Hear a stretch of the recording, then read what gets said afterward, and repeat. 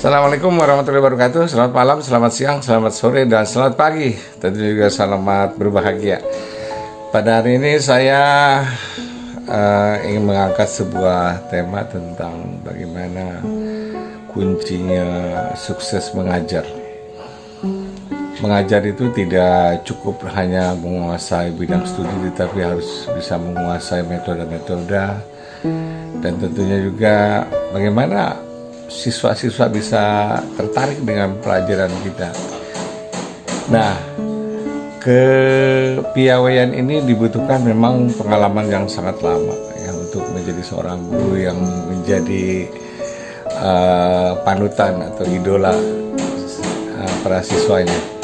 Nah, hari ini saya bertemu dengan sahabat saya, Pak Budi, ya, seorang guru yang dikenal sangat diidolakan oleh siswa-siswanya. Nah, kita akan berbincang dengan beliau bagaimana pengalaman-pengalamannya menjadi seorang guru di SMA Negeri 11 Tangerang. Bertahun-tahun beliau menjadi seorang guru yang favorit di sana. Mari kita simak. Assalamualaikum Pak Budi.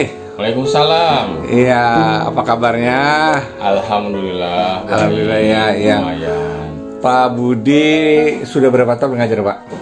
Kalau mengajar di SMA dari tahun 94. Wah, 94. Tapi sebelumnya ngajar di les privat dari rumah ke rumah dan di bimbel. Bimbel. Katanya juga jadi dosen juga, Pak ya?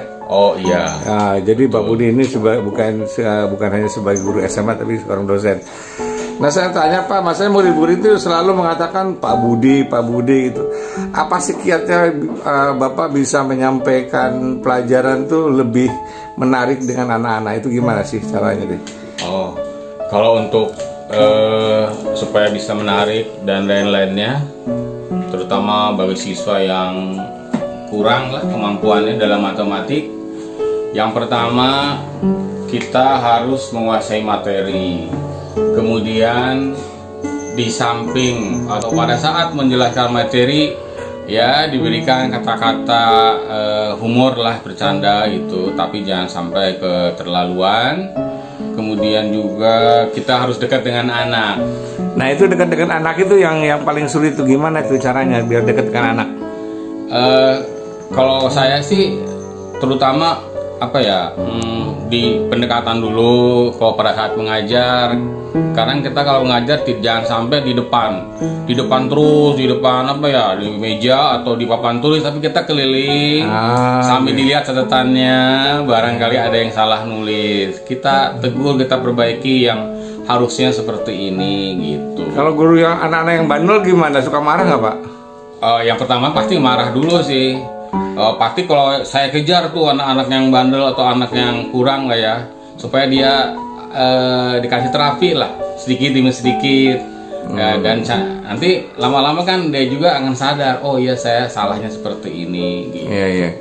Kalau ada murid yang nggak bisa terus bagaimana nih? Terus aja, insya Allah akan bisa ya. Kita juga ngasih soalnya itu jangan sampai ke yang sulit gitu, yang bertahap dulu kan. Berarti kita harus menolong murid kita yang nggak bisa dong ya Pak ya? Iya betul. Iya. Terus pengalaman Pak, pernah nggak pengalaman yang lucu gitu? Ada nggak tuh? Oh ada. Gimana tuh? Oh ada banyak sih ya. Gimana? Contoh salah satunya ini misalkan. Iya. Pak, pertama misalkan tahun 95-96 lah, pada saat ngajar di tempat lain tuh persamaan kuadrat atau menggambar parabola. Iya. Diketahui titik A sekian koma sekian, titik B sekian koma sekian. Pertanyaannya, tentukan fungsi di atas. Anak menjawabnya fungsinya untuk menangkap parabola, menangkap siaran televisi. Kenapa? Nah, karena pada saat itu fungsi kuadrat ya sedang menjelaskan fungsi kuadrat atau fungsi parabola. Nah, anak malah ingatnya ke antena gitu. Satu. Ya, ada yang kedua tahun 2000-an sekian. 3 dimensi kalau tidak salah, lagi kubus. Titik A, B, C, D, E, F, G, H lah, kubus mungkin tahu. Diketahui kubus panjang rusuknya sekian. Tentukan AC Kalau yang orang sudah ngerti AC berarti panjang AC. Iya. Nah, saya keliling waktu itu di dalam kelas. Ada anak yang menuliskan kata-kata saya itu di dalam seperti poster begitu. Tentukan AC. Jawabannya apa? Samsung, Panasonic. Aduh, saya dalam hati pas begitu keliling itu ya pingin ketawa dalam hati, bener-bener. Oh, berarti macam-macam ya anak-anak tuh ya. Ada lagi lah, banyak lah. Jadi gimana nih? Pak Budi juga kan katanya termasuk sabar ya, karena anak-anak kok sampai berani gitu ya datang ke rumah, apa telepon, apa gimana tuh Pak Budi? Ya, kalau saya mah anak telepon datang ke rumah yang apa-apa silahkan selama sayanya mampu gitu ya. Bahkan ada anak waktu zaman dulu sebelum ada WA tuh BlackBerry tahun 2000 berapa itu sampai jam 2 tuh ada yang nelpon ke saya itu nanyain soal matematik jam 2 malam. Iya. Buset. Karena saya kalau tidur tidak jauh dengan HP, di atas kepala itu saya taruh HP. Langsung saya jawab gitu. Ya itu ada juga kalau saya setelah ada WA gini, sekarang saya jam 10 saya matiin. Iya. Kadang-kadang bangun dulu jam 4 buka, ada yang nanya yang sudah jadi mahasiswa di Malang itu jam 4, langsung saya duduk ambil ballpoint langsung saya jawab selama saya berarti bisa. Alumni juga masih banyak yang suka nanya gitu ya? Oh. Iya, itu alumni banyaknya. Alumni yang kesulitan waktu di tempat kuliahnya nanya gitu ya? Nanya, karena kan mereka dari SMA masuk ke perguruan tinggi kan mungkin agak kaget ya, pembelajarannya berbeda gitu. Mau nanya ke siapa kali, dari berbagai daerah bertemu belum pada kenal, ya nanyanya ya mungkin ke gurunya lah yang mungkin bisa bantu gitu. Dan saya dengar Pak Budi nggak pernah main tangan ya? Nggak pernah. Saya mah selama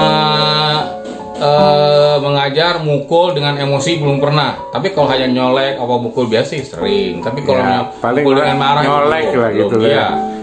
Jadi saya udah bilang Bapak belum pernah. Bapak belum pernah nyukur, walaupun Bapak sering nangkepin yang rambutnya panjang, tapi Bapak belum pernah nyukur. Saya begitu. Nah sekarang gimana nih? Kesabaran itu marah mah pasti ada ya, marah mah. Iya, kita kan sebagai manusia bukan yang sempurna ya. Seperti malaikat pasti apa ya ada batasnya lah, dongkol atau kesel pasti ada, tapi ya marah wajar lah. Iya. Yang penting jangan main tangan gitu lah. Main tangan gitu. Nah melihat sekarang guru-guru muda sekarang dilihat nih ya. Ya. Apa sih yang bisa disampaikan pada mereka itu kalau untuk guru ini nih? Kalau untuk guru muda kan begini masalahnya kan, kalau Pak Budi betul-betul lulusan IKIP ya lulusannya, benar-benar didaktik metodiknya menguasai. Nah sekarang kan jadi guru siapa aja bisa jadi guru kan Pak? Iya betul. Nah itu gimana tuh? Untuk guru muda ya, kalau saya lihat sih guru-guru muda sekarang tuh sesuai dengan zaman teknologi, saya acungi jempol lebih di bidang IT lebih hebat lah ya dibandingkan angkatan saya yang pertama. Terus kemudian kalau saya selintas melihat atau mendengar gitu ya, melintas, mungkin pemilihan kosakatanya itu, misalkan masih pakai kata aku gitu kan. Ya kita kan kalau aku itu kan tidak tepat untuk mengajar, ya kan? Aku terus pemilihan apa ya? Cara komunikasi kali ya? Iya komunikasi, pemilihan kosakatanya, komunikasi, pendekatan juga kepada anak mungkin harus lebih dekat ya. Iya. Nah sekarang ada kenang-kenangan yang manis ya, orang misalkan murid yang lama gitu, tiba-tiba ketemu gitu gimana tuh? Kan Pak Budi benar-benar dekat benar sama anak-anak tuh gimana tuh? Ya belum lama, minggu kemarin ada yang alumni kerja di farmasi gitu. Saya kan cerita pernah COVID juga, akhirnya dia malam-malam datang bawain vitamin, multivitamin itu. Itu ada juga yang 2 tahun lalu sebelum ada COVID, saya cerita ini dia ngirim herbal gitu. Itu salah satunya lah, banyak lah yang lainnya. Pengharapan buat dunia pendidikan gimana sekarang? Ya ini yang paling penting nih. Yang di masa COVID ini ya. Iya. Ya sebetulnya kan sekarang belajar online ya, gimana tuh?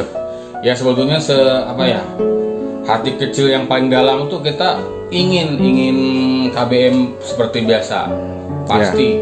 Ya kalau gini antara jenuh tidak jenuh, kalau sebut ringan ya nggak terlalu capek fisik ya, tapi hatinya belum puas gitu. Karena ada sesuatu yang belum bisa disampaikan kepada anak. Iya. Itu pas ya nggak ada komunikasi lah. Iya. Komunikasi antara dari face to face gitu. Ya. Oke, Pak Budi, terima kasih ya. Mudah-mudahan Pak Budi tetap sehat nih. Habis walaupun baru bangun sakit dari COVID ya Pak ya. Iya. Iya. Apa yang sudah dilakukan oleh Pak Budi bertahun-tahun ini mudah-mudahan menjadi amal ibadah. Amin. Pak Budi ya. Terima kasih Pak Budi obrolannya. Terima kasih. Assalamualaikum warahmatullahi wabarakatuh. Waalaikumsalam. Ya demikian wawancara saya dengan teman saya Budi, Pak Budi, guru favorit kita. Insya Allah nanti saya akan angkat lagi ke tema-tema yang baru dan mudah-mudahan ini menjadi inspirasi Anda semua. Jangan lupa subscribe, like, and share, dan juga berikan komentar-komentar yang bisa membuat saya lebih semangat untuk membuat konten-konten baru. Terima kasih dari saya. Wassalamualaikum warahmatullahi wabarakatuh.